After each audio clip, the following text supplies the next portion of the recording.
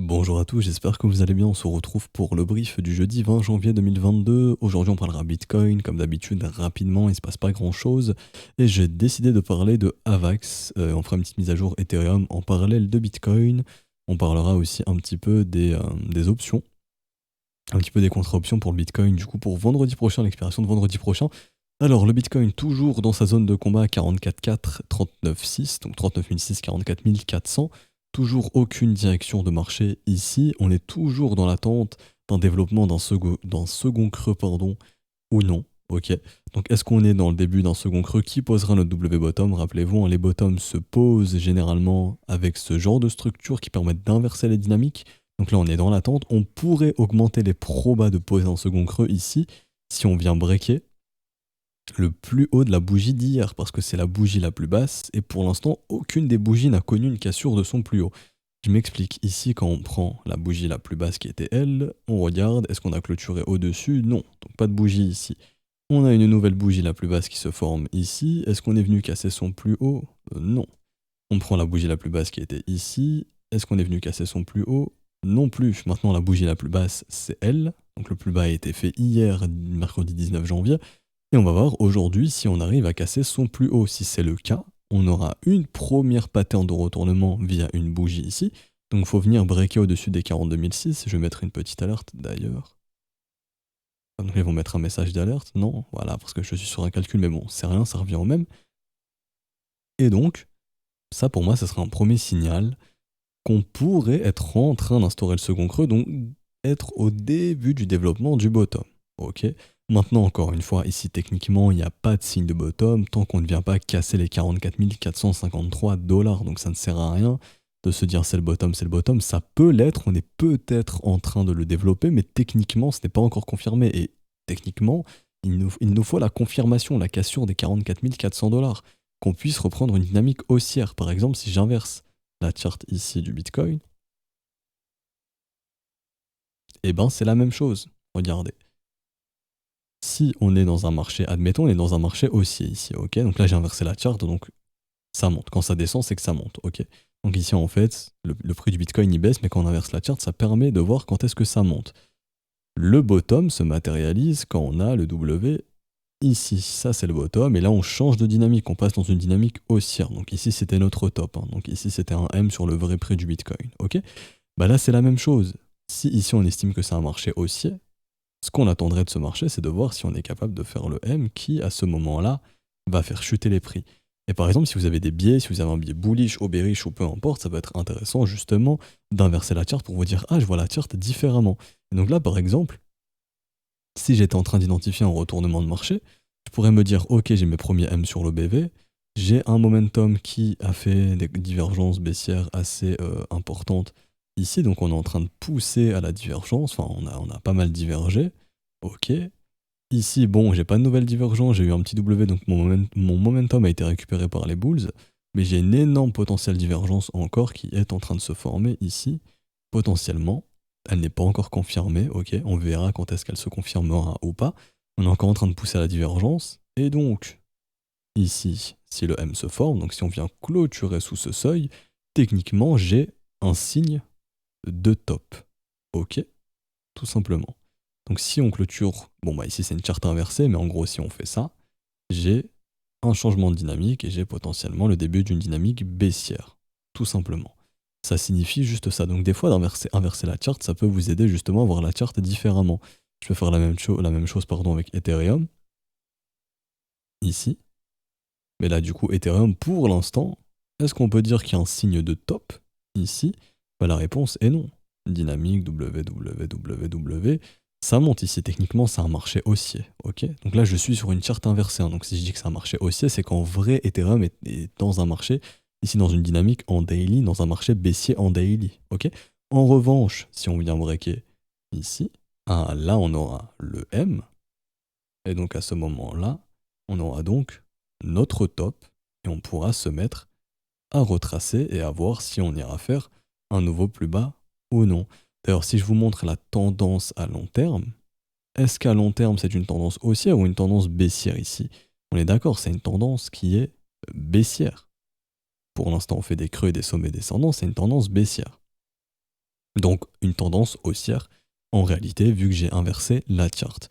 Et donc, pour inverser cette tendance à long terme, il faudrait faire quelque chose comme ça. Et là, on parlera vraiment d'une tendance baissière à long terme sur Ethereum, sur la vraie charte. Parce qu'encore une fois, c'est une charte inversée ici. Mais donc, du coup, ça peut vous aider des fois si vous avez des biais à vous dire ah, est-ce que mon marché il est réellement haussier ou baissier? Pour l'instant, Ethereum, jusqu'à preuve du contraire, tant qu'il ne repasse pas sous cette ligne de coup, il reste haussier. Donc, quand on regarde la vraie charte d'Ethereum, il est donc encore baissier. En revanche, si le W se forme, ah, là, la donne, elle change. Ok.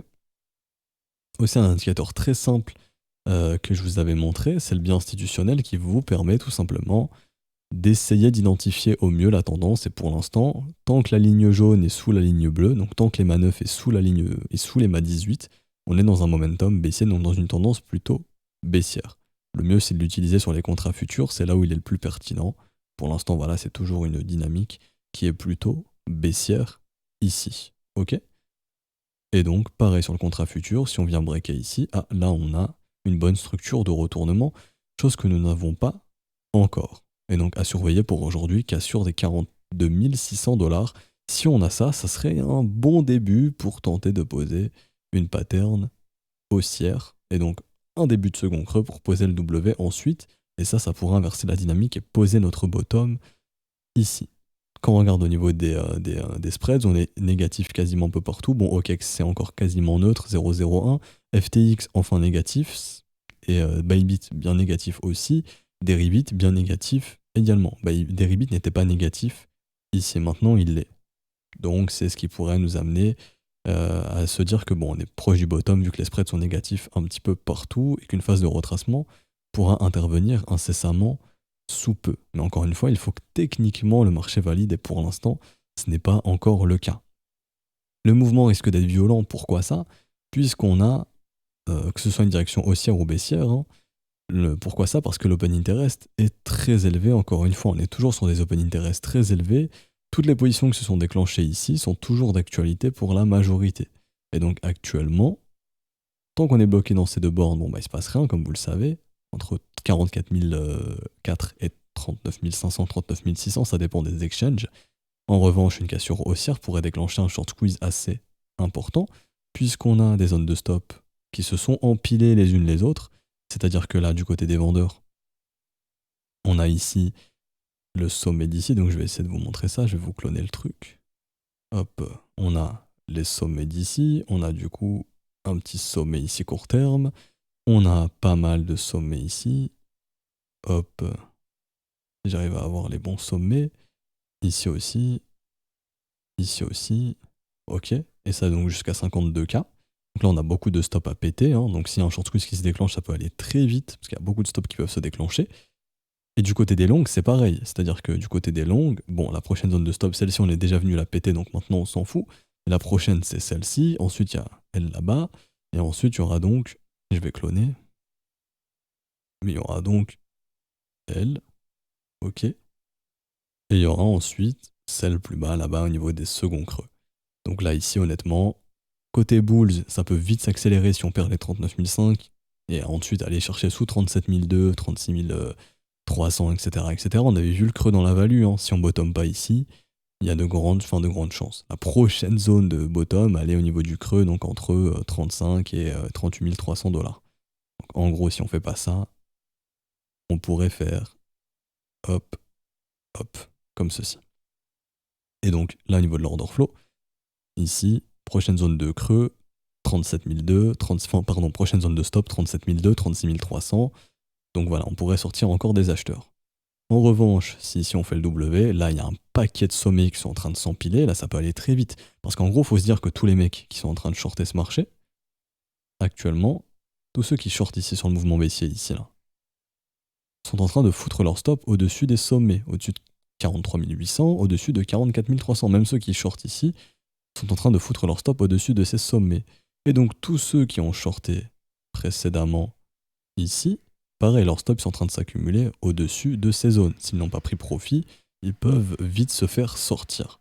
Et vu comment l'open interest est encore très élevé, c'est ce qui fait que si on a un short squeeze méchant, on pourrait faire ça au niveau de l'open interest, que les positions puissent se clôturer ou si on a un long squeeze, c'est-à-dire une grosse cassure baissière et une reprise de la vente, et donc une continuation baissière, pareil, à ce moment-là, on pourrait liquider les positions. Ok. Donc voilà pourquoi le mouvement peut être violent, parce que les open interest sont vachement élevés. Et donc cette fois-ci, au niveau des options, on a un gros contrat d'expiration pour le 28 janvier. Donc environ 48 800 bitcoins qui vont expirer. Donc c'est un open interest qui est plus ou moins assez élevé, valeur intrinsèque 2,4 milliards. Et on a donc le max pain price à 46 000 $. Donc ça, c'est le prix maximal de souffrance. Donc ça dépend à quel moment les calls et les puts ont été achetés, avec quel delta, donc quel prime, etc. etc. Maintenant, quand on regarde au niveau de la charte ici, alors, où est-ce qu'il est le creux dans l'open interest proche du max pain price? Bon, bah c'est entre 46 et 48 000 $. Maintenant, le vrai creux, là on a vraiment un creux au niveau de l'open interest, c'est ici, c'est entre 42 et 44. Donc si on clôture pas proche du max pain price, il y a ici un trou dans l'open interest entre 42 et 44. Si on clôture au-dessus de 42, on fait perdre les acheteurs de puts, et si on clôture en dessous de 44, on fait perdre tous les acheteurs de calls à droite. Donc si le but c'est de faire perdre un maximum d'acheteurs de calls, un maximum d'acheteurs de puts, à ce moment-là, clôturer entre 42 et 44, c'est le bon move. Donc ça voudrait dire que jusqu'ici, jusque fin janvier, on reste dans notre range assez chiant entre 44,4 et 39 600, et qu'on clôture entre 42 et 44. Si on vient chercher le creux idéal, hein, c'est ça le creux idéal. Maintenant ici, eux, ils calculent, donc là c'est un algorithme qui calcule le max pain price à 46 000, et à ce moment-là, il faudrait clôturer entre 46 et 48 si on suit le max pain price qu'annonce ici l'algorithme qui a calculé justement ce max pain price. Ça, encore une fois, ce n'est qu'une approche comme une autre, hein. Les options, il y a beaucoup de lectures à y faire. On pourrait aussi faire la lecture que il y a beaucoup d'acheteurs de puts à 40K, donc il y en a beaucoup qui ont misé sous les 40, donc on a aussi la possibilité justement de clôturer sous 40 pour faire gagner ces acheteurs de puts. Ici, si ces mecs ont acheté des puts et qu'ils ont les moyens, en gros, si de gros portefeuilles sont derrière ces puts, ici ils ont les moyens de pousser le marché sous 40. Ok, il y a plein d'analyses possibles, il y a la lecture des options. Ce qui est très suspect, c'est quand on a des gros achats de calls et des gros achats de puts sur un seul et même niveau, et que c'est une valeur très importante. Exemple l'année dernière, quand le Bitcoin s'échangeait à 13 000 $ environ, et que d'un coup, il y a un mec qui a balancé 16 000 Bitcoins sur les 36 000 $ pour fin janvier. Bon, bah, on était à 36 000, 40 000 $ pour cette expiration de janvier 2021 à l'époque, donc il y a un an en arrière. Là, oui, c'était très suspect. Par exemple, je dis une bêtise, mais je donne un exemple. Mais si d'un coup, pour le 25 février, il y a un mec qui balance 20 000 bitcoins à 55 000 $, ben on se dira, ok, il y a de grandes chances pour le 25 février qu'on soit égal ou supérieur à 55 000 $. C'est un exemple comme un autre. Mais là, des fois, c'est très flagrant. Mais là, encore une fois, c'est pas flagrant. Le but, c'est d'essayer de voir les gros niveaux d'intérêt et où sont les creux. Ok. J'ai fini pour le Bitcoin, pas grand chose d'autre à dire de plus. Ethereum, bon, je pense que j'ai fait une petite update en parallèle de Bitcoin, mais je reviens dessus rapidement. Pareil, toujours dans sa zone de combat, on est en train d'essayer de voir si on est en train de développer le second creux. Si c'est le cas, comme sur le Bitcoin, même pattern, on verra si ça se confirme aujourd'hui ou non, si on fait un nouveau plus bas aujourd'hui encore ou pas. Mais en gros, hop, ici, ça serait donc la résolution haussière de la pattern, donc il faudrait clôturer au-dessus des 3175 $ sans avoir été sous 3050 $, très important. Donc voilà, là ce serait la potentielle pattern de retournement qui pourrait doucement mais sûrement valider un second creux. Et je sais pas si vous voyez, mais là c'est vraiment très flagrant et je viens de le voir du coup en zoomant la charte, j'avais pas prêté attention. Mais voyez ici le corps de chandelle qui est maintenu, c'est exceptionnel. C'est-à-dire que ici, là, les 3081 $ sont défendus sur Coinbase d'une manière exceptionnelle.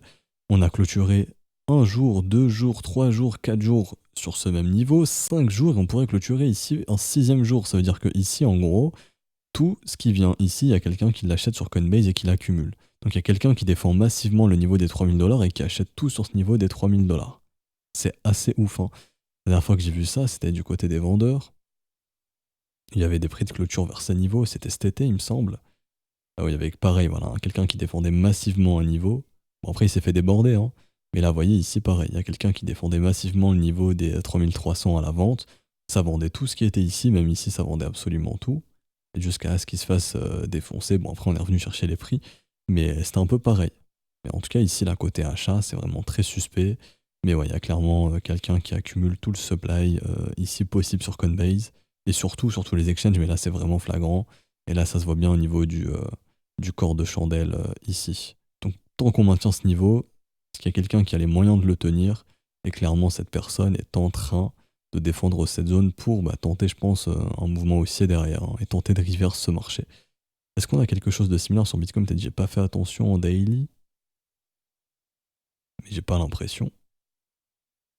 Ouais, si cette zone est quand même défendue, 41 500 dollars sur Bitcoin, mais c'est pas aussi flagrant que sur Ethereum. Sur Ethereum, c'est très très très très flagrant. Je viens d'y prêter attention, c'est assez ouf ici. Donc un niveau extrêmement important à défendre. Si je passe la chart en close line, on voit bien que le support il est bien là, hein, 3100 dollars environ. Si on perd ça, ça ouvre les portes à une continuation baissière parce que ce mec aura cédé tout simplement. Il aura perdu son combat en fait, hein, le fait de défendre cette zone ou ce groupe de personnes. Encore une fois, ça peut être plusieurs personnes. Mais là, ouais, il y a un gros niveau à l'achat sur ces, enfin, un gros intérêt ici à défendre cette zone pour l'instant des 3080 dollars. Les 3000 dollars sont extrêmement défendus. Et ce corps de chandelle, enfin ces multiples corps de chandelle au même niveau à chaque fois, en témoignent. Et du coup, Avax, pour finir, alors Avax, c'est un peu comme Send, c'est exactement, sans une dire très similaire. Alors Avax qui est un petit peu pas en bon point, donc on pourrait avoir un M-top, ce qui serait en gros une structure de top, tout simplement, une structure de top assez importante si on clôture sous ce niveau. D'autres y verront un triangle ici, potentiellement un triangle de continuation, donc les deux sont bons, hein. C'est-à-dire que pour l'instant, tant qu'on ne clôture pas sous 75,50$, il n'y a pas de M-top, donc on pourrait très bien être ici dans un triangle qui ferait donc un mouvement de continuation et Avax irait dépasser son ATH des 145$, ce qui est totalement possible.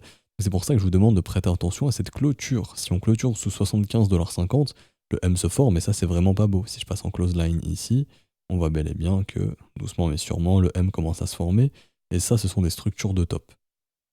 Donc ce qui pourrait annoncer tout simplement un retour en zone de rechargement, un peu comme on avait eu ici.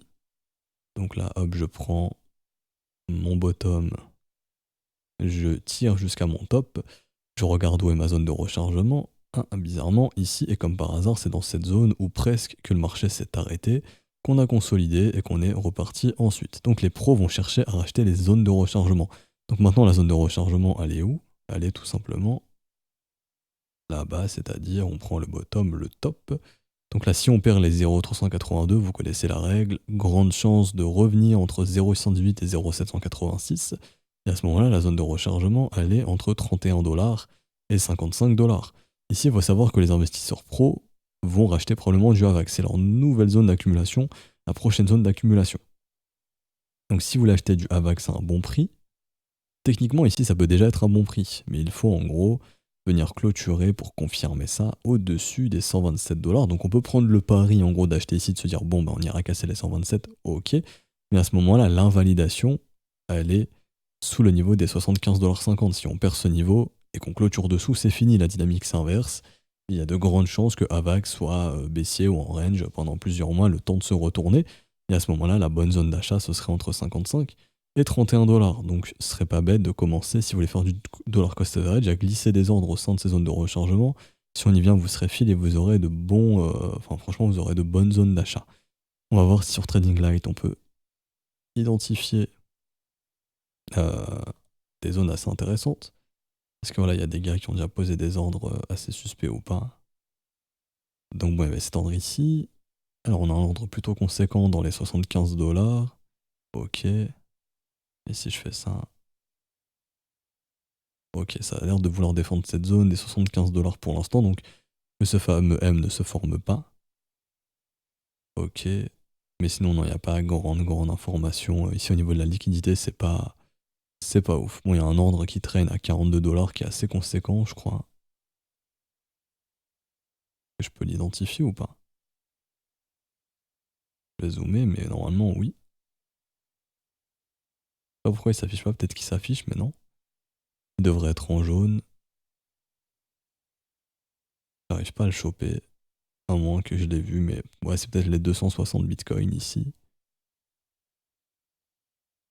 Non, 21 000 ici. Pardon, pas bitcoin, AVAX.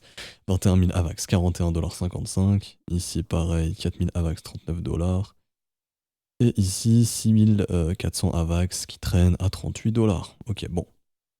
C'est pas une information extrêmement intéressante vu que c'est très très loin du prix. On s'en fout un petit peu. Mais voilà, on va dire que les plus gros ordres sont en vente à 105$, $126 et du côté des achats actuels en ordre actif, c'est dans les $42. $42 qui correspondent donc à cette fameuse zone de rechargement, ce qui pourrait être un prix plus ou moins intéressant. On va regarder depuis le bottom. Alors, où sont les zones de creux, pareil, qui pourraient permettre de capturer des liquidités assez intéressantes. Donc on a entre 60 et $50. Et ensuite, c'est plus ou moins entre du 38 et là jusqu'à du $17. Donc ça ferait vraiment une correction plus ou moins monstrueuse. Donc c'est pour ça qu'on va se focus dans un premier temps sur ce creux ici. Donc on va dire entre 49 et $57. C'est un prix qui est plus ou moins intéressant pour du AVAX. Je dis pas qu'on va aller chercher ces zones de prix. Je dis juste que si on y vient, ce serait intéressant pour vous, si vous voulez investir dans la VAX, d'avoir du cash de côté pour pouvoir en investir, que vous ne soyez pas all-in ici. Donc autant vous faites un bon choix d'être all-in, on peut totalement faire ça. Hein. Mais vu comment on est proche de la ligne de coup, faut se méfier qu'on fasse pas le top et puis qu'on retrace derrière. Et qu'on perde le premier arrêt ici qui est extrêmement important pour identifier comment est la tendance. Tant qu'on tient ce premier arrêt, la tendance est haussière, on est dans un mouvement tendanciel haussier. Si on le perd, à ce moment-là, on passe dans un range. Ok, donc dans un range compris entre le bottom et le top. Et à ce moment-là, le range, c'est zone de rechargement. Donc la fenêtre d'achat intéressante, elle est là-bas. Ok. Ou sinon, le plus simple, c'est d'attendre un W weekly. Encore une fois, le dernier, il était ici. Hop, hop, hop, hop. Signal donné à $14. Bon signal d'investissement. Également, rappelez-vous du biais que je vous ai donné ici, MA9, MA18. S'il cross bearish, pareil, c'est un signal baissier ça. Et là, on est pas loin de le faire. Si on cross bearish, c'est pas top, top, top. Sachant qu'on aura aussi le gros top ici. Donc ça, c'est à surveiller. Je pense qu'en daily, il est déjà bearish ici. Ouais, il est déjà bearish depuis le 5 janvier. Pour l'instant, il est toujours bearish. Par contre, ok, là, donc en regardant daily, on a une vue différente de la charte. Ici, si on maintient, donc si on clôture pas sous les $75,50 et qu'on est en train de préparer nos creux ici, on pourrait faire le petit W daily, tac, et donc retourner dans le haut de la zone de combat. Et donc à ce moment-là, Avax il a une carte à jouer pour tenter de résoudre ça au nord, donc de poser un bottom à $70-$75, enfin $75 tout simplement, et de partir sur ce qu'on appelle un mouvement de continuation. Et à ce moment-là, les objectifs, bon je parle pas du mouvement de continuation ici, mais en cas de nouvelle ATH, l'objectif ce serait donc de venir chercher entre $192 et $218. Mais pour ce faire, il faut absolument maintenir les $75, venir péter les 97 et ensuite les $127. Ok, et donc ça voudrait dire qu'on est dans le triangle ici, qu'on est résolution haussière et merci, let's go, allons chercher une nouvelle ATH. Donc pour faire le bilan, on surveille absolument les $75,50. Si ça cède, la bonne fenêtre d'investissement elle est plus bas, entre 55 et $30 on va dire. Donc zone de rechargement, exactement $56 environ et $32. Donc ça serait une bonne zone pour acheter du AVAX pas cher, comme les professionnels. Là où ils l'ont fait précédemment dans la précédente zone de rechargement, voire même un petit peu plus bas. Et sinon, si jamais les $75 ne cèdent pas, qu'on commence à bouffer les $97 et ensuite les $127, à ce moment-là, objectif, on tente le nouvel ATH et on viendra entre 191 potentiellement et $218 également. Je peux avoir une target très simple. Ah ben il y a le CD, je prends le bottom, je vais jusqu'au top et je calcule où serait cette target. Alors, je clone ici et ça me target ça à environ $212. Ok, donc on va s'arrêter ici pour aujourd'hui, j'espère que ça vous aura plu. Si c'est le cas, n'hésitez pas à laisser un petit pouce bleu, à vous abonner si ce n'est pas déjà fait, à nous rejoindre sur Discord, je mets le lien en description en commentaire. Si vous souhaitez rejoindre l'école, c'est trop tard pour le faire via le Patreon. Privilégiez les paiements en crypto-monnaie, donc tout ce qui est BNB, ETH, USDT. Idéalement USDT TRC20 pour payer le moins de frais, ou le réseau de Binance ici, donc BEP20. Ok. Si vous avez une quelconque question, n'hésitez pas à la poser à un des professeurs dans le Discord, on vous répondra. Sinon en commentaire, j'y répondrai également si je peux y répondre. On se retrouvera donc demain pour une prochaine update et donc la dernière update de cette semaine, le dernier brief. Bonne journée à vous, ciao ciao.